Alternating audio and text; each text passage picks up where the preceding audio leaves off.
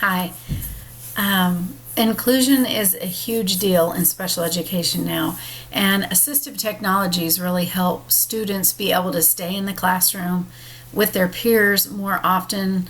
The role of assistive technology is basically anything that helps a student be able to do things on their own or with help, say a wheelchair, a pencil grip. Lots of different things are used. And I think that a lot of times we think of assistive technology, we think of only like computers and talking devices and stuff like that. But in reality, it can be a pencil grip. So you think of it in a different way, and I think a lot of people don't understand that. My experiences with assistive technology, I had a student that I used the Dynavox with. He had cerebral palsy, so he needed that to communicate. He did a great job. It helped him to interact with his peers more. He could interact in the classroom. He did some work. It helped him to assist in his work and everything because he could not talk at all. I've seen slanted boards for kids, different kinds of wheelchairs. We have a student that they're right now trying to get a forehead sensor for him to run a motorized wheelchair because he cannot use his arms. He doesn't have that ability, so he relies on other people to get around. So they're really wanting to help him with that so that he can get around on his own. So I've seen quite a few things working in special ed over the years. The three areas that I'm going to talk about the applications are communication, which is oral and written, visual and auditory reception, and social interaction. So communication, I know I mentioned the Dynavox before. Now our school uses LAMP, and it's very similar to that.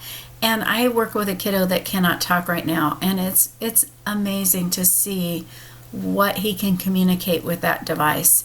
It helps him to be able to communicate with us, and it's really neat to actually have a conversation with him even though he can't talk back. He's using his device. So LAMP is something I really like. I think it's useful in the classroom and something that I would use and be able to have in my classroom as well. Another one is an application is positioning, which it talked about just different things, wheelchairs, getting around. I was thinking of, we have a walking stick for a student that has a visual impairment, and that is something he uses that eventually he'll help him to use a walker. It has a tennis ball on one end, and he uses that in the halls to get around, just to help him go from that device to then using something that's like a walker or or not a walker, I'm sorry, like a cane, so he can use like a cane. Okay, and the third one is existence, which is anything that we have to have for our daily needs.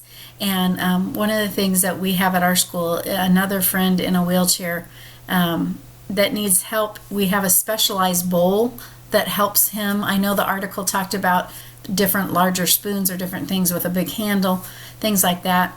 We have students that use scissors that are just big handled scissors that they use as an assistive technology to help them be able to cut on their own. One of the things I really took out of the article by Anita Brusman was the need for education and the training for teachers and paras and anyone working with these students, because if we don't have the right training, it's hard for us to use these devices, and then we're not helping the kids. The last thing, which I know I need to hurry, the assistive technology I wanted to mention that we didn't look at was text-to-speech software that you can get, which is for kids that have a difficulty reading the standard print. You can scan the print and it will read the words for the student. I think that's awesome, because anytime we can help students be more independent, then we're doing the right thing, because kids want to be able to do these things on their own. They want to have the tools available, and assistive technology does just that. Thanks, and have a great night.